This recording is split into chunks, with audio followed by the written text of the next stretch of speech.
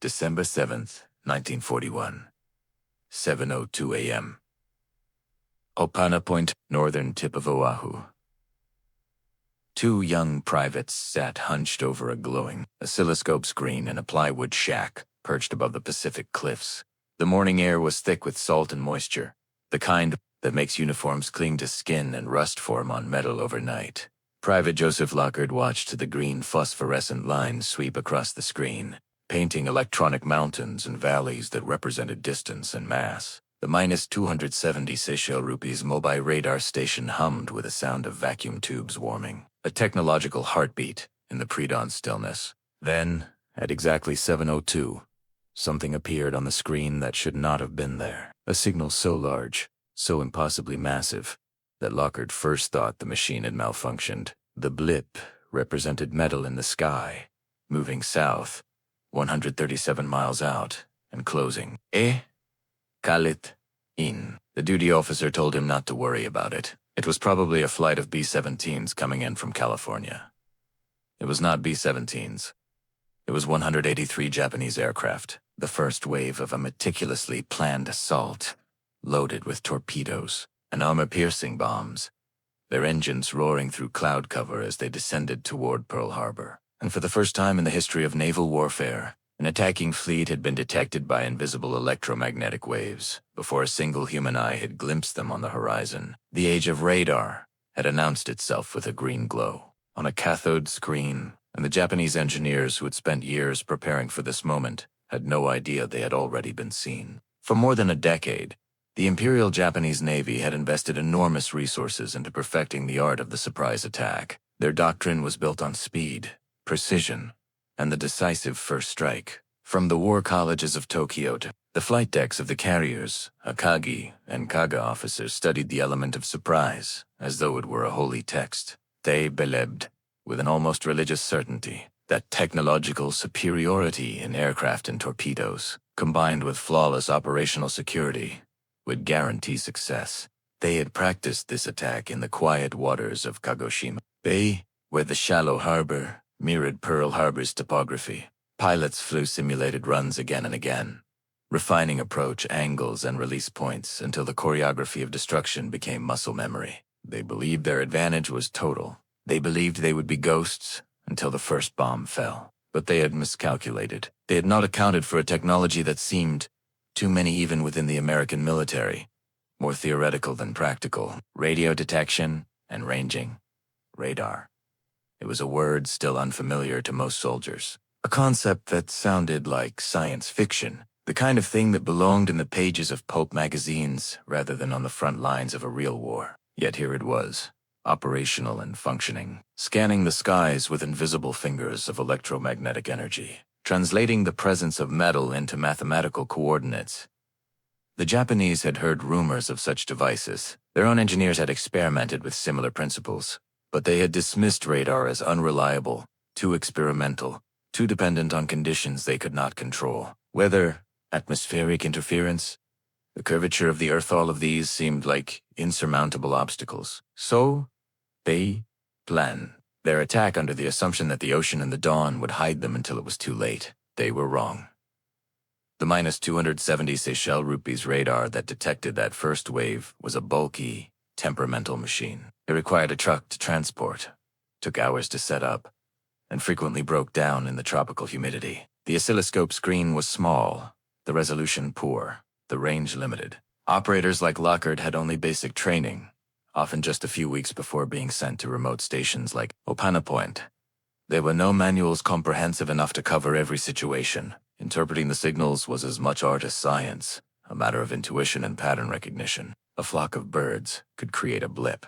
A rainstorm could clutter the screen. The curvature of the Earth limited low-altitude detection. And yet, despite all these limitations, the radar worked. It saw what human eyes could not. It reached across the horizon and touched the metal skin of enemy bombers, while they were still more than 100 miles away. For the Japanese engineers who would later study the battle, this moment represented a fundamental shift in the nature of warfare itself. In the months following Pearl Harbor, as Japanese forces swept across the Pacific with terrifying speed, capturing Wake Island, Guam, the Philippines, and pushing deep into Southeast Asia, intelligence officers began to notice something disturbing. American forces were reacting too quickly. Ships changed course before Japanese submarines could reach firing positions. Aircraft were intercepted before they reached their targets. Convoys altered routes as though they knew where the ambush points were. At first, Japanese commanders attributed this to luck, or perhaps to intercepted communications. But as the pattern repeated, a darker suspicion began to form. The Americans possessed a detection capability that transcended normal observation. They could see in the dark. They could see through clouds. They could see over the horizon. When Japanese engineers finally captured intact examples of American radar equipment in the Philippines in early 1942, the devices were transported back to Tokyo with the urgency reserved for holy relics. Technicians disassembled the units with surgical precision, photographing every component, mapping every circuit. What they found was both impressive and humbling. The American systems were not more sophisticated in their basic principles. Waves reflected off objects, returning signals that indicated distance and bearing. Japanese scientists understood this. They had built experimental models themselves, but the American implementation was superior in every practical dimension. The transmitters were more powerful, the receivers more sensitive, the display systems more intuitive, and crucially, the Americans had deployed these systems widely, integrating them into a networked defense structure that covered vast areas of ocean and sky. The Japanese had radar. The Americans had a radar system. The psychological impact of this realization rippled through the Japanese military establishment. For a culture that prided itself on technological prowess, on the ability to match and exceed Western innovation, the radar gap was a bitter pill. Japan had built the finest carrier fleet in the world. Their Zero fighters could outmaneuver anything the Allies flew in the early years of the war. Their torpedoes were faster and more powerful. Their pilots were trained to a level of precision that bordered on the fanatical. And yet, all of this excellence could be negated by a machine that saw them coming before they arrived. The element of surprise, the cornerstone of Japanese naval doctrine, had been stripped away by electromagnetic radiation and cathode ray tubes. Lieutenant Commander Nakajima Tadashi, a communications officer who had served aboard the carrier Shokaku during the early campaigns, wrote in his personal diary about the moment he first understood what radar meant for the war. It was after the Battle of the Coral Sea in May 1942, the first naval engagement fought entirely by aircraft, where neither fleet saw the other directly. Japanese forces had achieved tactical victories, sinking the carrier Lexington, but it suffered damage to Shikaku and lost numerous aircraft. What disturbed Nakajima was not the casualties he had expected, losses, but the precision with which American fighters had intercepted Japanese strike formations. They were waiting for us, he wrote. Not by chance, not by scouting. They knew we were coming before our pilots saw the horizon. How can we fight an enemy who possesses vision beyond sight? How can we achieve surprise against a foe who sees in all directions at once? This was the existential question that haunted Japanese military planners as the war progressed. Every doctrine, every tactical manual, every training exercise had been built on the assumption that detection required line of sight. Scouts, reconnaissance aircraft, lookouts with binoculars, these were the eyes of the fleet, and they could be evaded through weather, darkness, and distance. But radar did not need light. It did not need clear skies. It functioned in conditions that would blind human observers, and as American radar technology improved throughout the war, as newer models extended range and refined accuracy, the gap between what Japan could achieve and what America could detect widened into an unbridgeable chasm. By 1943, American forces were deploying airborne radar systems in patrol aircraft and night fighters, turning darkness from an ally into a liability for Japanese forces. Submarines that surfaced at night to recharge batteries found themselves illuminated by searchlights dropped from aircraft they had never heard approaching. Supply convoys that moved under cover of storms were intercepted by destroyers, guided by radar contacts. Even individual aircraft, flying alone through cloud banks, could be tracked and hunted. The ocean and the sky, once vast and concealing, had become transparent. Japanese engineers attempted to respond. Research programs were accelerated. Prototypes were built and tested. By late 1943, some Japanese ships carried their own radar systems, crude by American standards but functional. But the gap in production capacity meant that even successful designs could not be manufactured in sufficient quantities. The same industrial limitations that constrained aircraft production, that made replacement pilots increasingly rare. That stretched supply lines until they snapped. These same limitations prevented Japan from matching America's radar deployment. And there was another factor, more subtle but perhaps more damaging: the integration problem. American radar was not simply a device bolted onto a ship or aircraft. It was part of a system. Operators were trained extensively. Tactical procedures were developed specifically around radar capabilities. Fighter direction officers coordinated interceptions using radar plots. Combat information centers processed data from multiple sources and directed fleet movements accordingly. Radar in American hands was not just a tool. It was a doctrine. For Japanese forces, radar remained what it had been at Pearl Harbor. Something the Americans possessed that gave them an unfair advantage. This is the language that appears in captured Japanese documents. Unfair. Unfair. As though war were governed by rules that prohibited certain technologies. As though the electromagnetic spectrum belonged equally to all combatants and should not be exploited. This perspective reveals something deeper than mere technological envy. It exposes a fundamental cultural expectation that had been violated. The Japanese military had entered the war believing that spirit, training, and tactical excellence would outweigh industrial capacity. They expected to win through superior will, through the purity of Bushido, through the willingness to sacrifice everything for victory. What they encountered instead was an enemy that rendered willpower secondary to detection capability. You cannot surprise an enemy who sees you coming. You cannot close to effective range against fighters that intercept you 100 miles from your target. You cannot achieve the decisive engagement when the enemy chooses the time and place of battle because they can track your movements continuously. The green glow of that oscilloscope screen at Opana Point on December 7, 1941, represented more than early warning. It represented the industrialization of perception itself. Radar was not just a weapon. It was a manifestation of American abundance, of the ability to deploy thousands of complex electronic systems where Japan could barely field hundreds. Each radar unit required vacuum tubes, precision components, skilled technicians, constant maintenance, and integration into communication networks. This was infrastructure, not just equipment. An infrastructure required exactly what America possessed in overwhelming quantities: industrial capacity, technical education, logistical systems, and the economic depth to sustain operations across oceans and continents.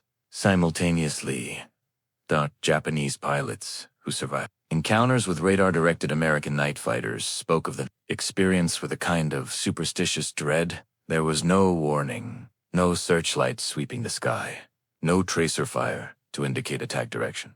Just sudden, devastating gunfire emerging from absolute darkness. Some pilots reported seeing the American aircraft only after they had been hit, when it was too late to evade. This was warfare stripped of honor, of the possibility for courage to make a difference. You could not fight bravely against an enemy you could not see until they had already won. The psychological toll of this asymmetry cannot be quantified, but it appears in the tone of late-war Japanese communications, in the increasing references to supernatural explanations for American success, in the fatalistic acceptance that became more common as the war ground toward its inevitable conclusion.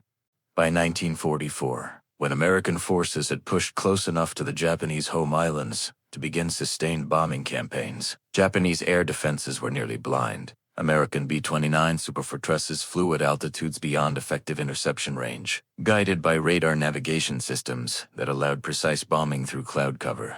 Japanese fighters scrambled based on visual reports from ground observers, often arriving after the bombers had already passed. Even when interception succeeded, the tight formations of B-29s, maintained through radar coordination, created defensive fields of fire that inflicted heavy casualties on attacking fighters. Every technological advantage that Japan had possessed in 1941, superior fighters, veteran pilots, fanatical determination had been systematically negated by American electronics, and industrial output. The same engineers who had disassembled captured American radar sets in 1942, hoping to unlock secrets that would level the battlefield, were by 1945 attempting to develop kamikaze guidance systems. Suicide attacks represented the final logic of asymmetric warfare. When you cannot achieve surprise, when you cannot outfight the enemy's technology, when detection makes conventional tactics impossible, you eliminate the return journey from the equation entirely. Radar could detect the kamikaze aircraft, could vector fighters to intercept them, could direct anti-aircraft fire to destroy them before they reached their targets. But some still got through, and each one that did represented a Japanese life, traded directly for American material. It was mathematics stripped of mercy, the conversion of human will into kinetic energy. Unevenness, the most desperate tactic imaginable, was increasingly countered by improvements in radar-directed gunnery, by proximity-fused anti-aircraft shells that exploded automatically near targets, guided by miniature radar systems embedded in the ammunition itself. The green glow on that screen at a point was the beginning of a truth that Japanese engineers eventually had to accept. This was not a war that courage could win. This was not a conflict where sacrifice and spiritual purity would overcome material disadvantage. This was industrial warfare in its purest form, where production capacity, technological infrastructure, and logistical depth determined outcomes more surely than any individual battle. Radar was simply the most visible manifestation of this reality. For every radar set America deployed, Japan struggled to build one. For every operator America trained, Japan could field a fraction of that number. For every ton of electronic components America produced, Japan scavenged materials from damaged equipment.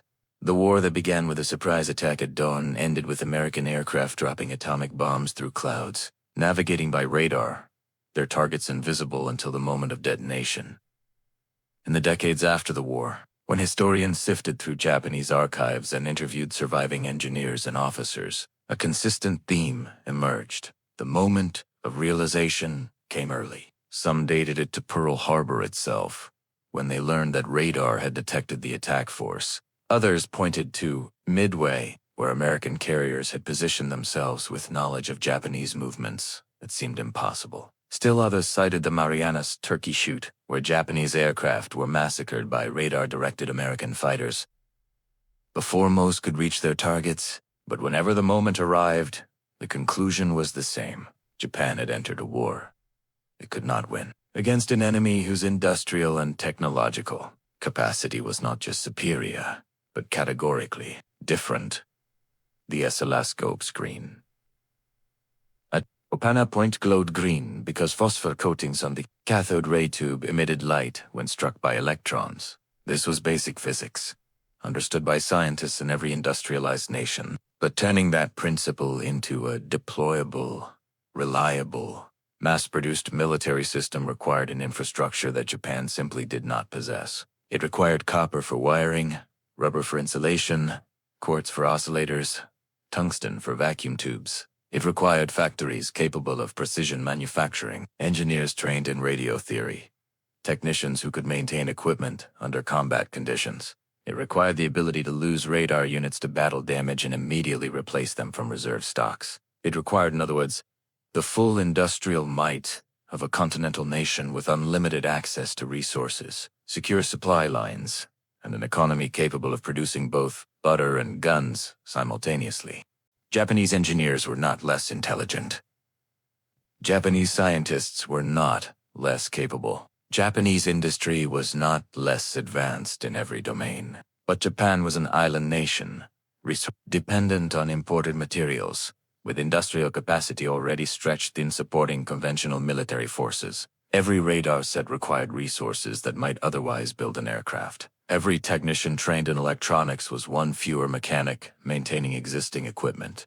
Every ton of copper diverted to radar production was copper not available for power transmission or ammunition manufacturing. America faced no such choices. America built radar by the thousands, while simultaneously increasing aircraft production, while expanding the Navy, while feeding both its own population and allied nations through Lend-Lease programs. Abundance was not just an advantage, it was a weapon. The symbolic weight of that green glow expanded as the war continued. To American forces, It represented technological superiority and the promise of victory through innovation. To Japanese forces, it came to represent the impossibility of their situation, the way that material reality could override spiritual determination. In the final year of the war, when American submarines hunted Japanese shipping with radar-assisted accuracy, when American aircraft struck targets through weather that should have protected them, when American shells found targets in darkness that should have concealed them, the green glow of radar screens illuminated not just enemy positions, but the fundamental nature of modern industrial warfare itself. Private Luck, who had watched that first massive blip appear on his screen at 7:02 a.m. on December 7, 1941, survived the war. He rarely spoke about those minutes when he held information that might have changed history, when his warning was dismissed, when the attack came anyway. But in later interviews, he described the moment he realized what the signal represented. The moment after the bombs began falling and he understood that the machine had worked, that the technology had functioned exactly as designed. The failure was not technological. It was human, institutional.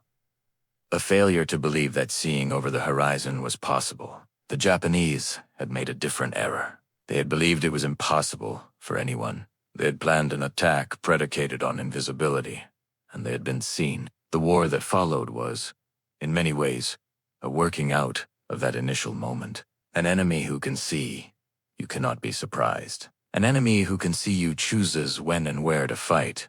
An enemy who can see you, who possesses the industrial capacity to deploy vision across oceans and continents, who can replace every lost eye with two more, cannot be defeated through courage alone. The green glow fades from phosphor screens when power is removed, leaving only darkness and the ghost image of previous signals burned temporarily into the coding. But the knowledge remains. The radar that detected Japanese aircraft on that December morning represented the future of warfare arriving ahead of schedule, transforming naval combat from something romantic and heroic into something calculated and inevitable. Japanese engineers understood this, eventually. Some understood it immediately. All understood it by the end. The sky had become transparent. Distance had collapsed into electromagnetic geometry, and the advantage had gone to the nation with copper mines and radio, factories and engineering schools, turning out thousands of graduates who understood Maxwell's equations and could translate theory into hardware faster than the enemy could destroy it. Desunorosion, December 7th, 1941, painting the sky above Oahu in shades of gold and crimson, the kind of Pacific dawn that makes men forget about war for a moment and simply marvel at beauty. But before the sun cleared the horizon, before human eyes could distinguish aircraft silhouettes against the brightening eastern sky, a machine had already seen. A screen had glowed green. And though the warning was dismissed, though the attack succeeded, though battleships burned and men died, the future of the war had already been decided by invisible waves bouncing off metal surfaces, by phosphor glowing in darkness, by the industrial capacity to turn scientific principle into deployed technology. The Japanese had come expecting surprise and found themselves detected. They had come believing in the superiority of will and discovered the superiority of infrastructure. They had come at dawn and found that dawn had arrived ahead of them, carried on electromagnetic waves, illuminating their approach in a green glow that marked not just their position, but the distance between their capabilities and their opponents. A distance measured not in miles, but in factories, resources, and the pitiless mathematics of industrial war.